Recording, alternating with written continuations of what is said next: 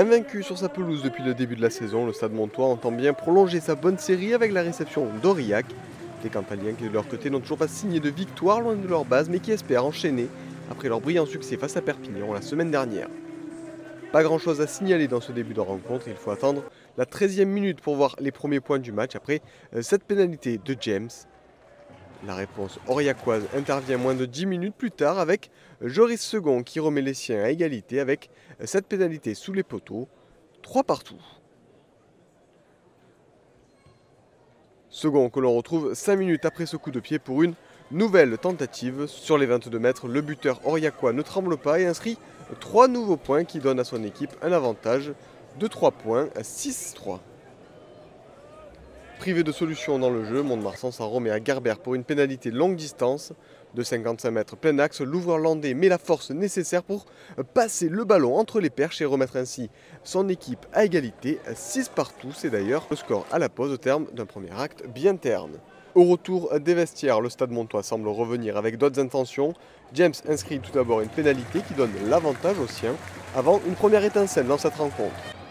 Les Cantaliens peinent à sortir de leur 22. Le ballon revient sur Matty James qui a cessé au drop mais se fait contrer. Le ballon revient cependant dans les mains montoises. Garot entre dans les 22 et libère pour Gerber.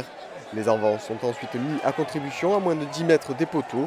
Les Montois bénéficient d'un avantage mais poursuivent leur action. Matanavou peut écarter sur Vakaya. Le meilleur marqueur du championnat charge et résiste au plaquage de 2 joueurs cantaliens pour aller aplatir en coin. Après concertation avec ses adjoints, M. Delpi décide d'accorder cet essai. C'est le 6e de Vakaya depuis le début de la saison.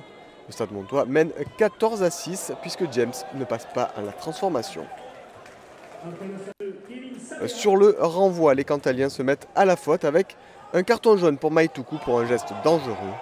Mené, Aurillac se retrouve en infériorité numérique pour 10 minutes. Mais en dépit de ces 2 coups durs successifs, Aurillac ne baisse pas les bras et Second profite d'une pénalité de 50 mètres pour relancer son équipe et cela avec l'aide de la barre, 14-9 à la 53e minute de jeu. Aurillac est mieux dans ce match et suivez bien ce mouvement initié depuis les 22 Cantaliens. Le ballon parvient à l'ailier aurillacois qui déchire le premier rideau défensif montois et sort de ses 22.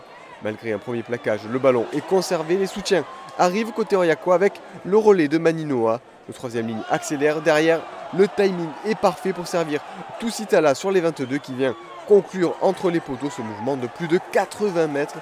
Magnifique essai des joueurs aurillacois. Sous les poteaux, Second transforme et donne l'avantage aux siens, 14-16 pour Aurillac à ce moment-là de la rencontre. Mais dans les dernières secondes, James a une pénalité en coin. Après un premier échec dans une position similaire, il passe les points et permet à son équipe de mener 17-16. Aurillac aura la balle de match après la sirène, mais Second ne passe pas des points de 40 mètres plein axe. Mont-de-Marsan s'impose avec un petit point d'avance et conserve son invincibilité à domicile. Aurillac repart avec un bonus défensif et quelques regrets.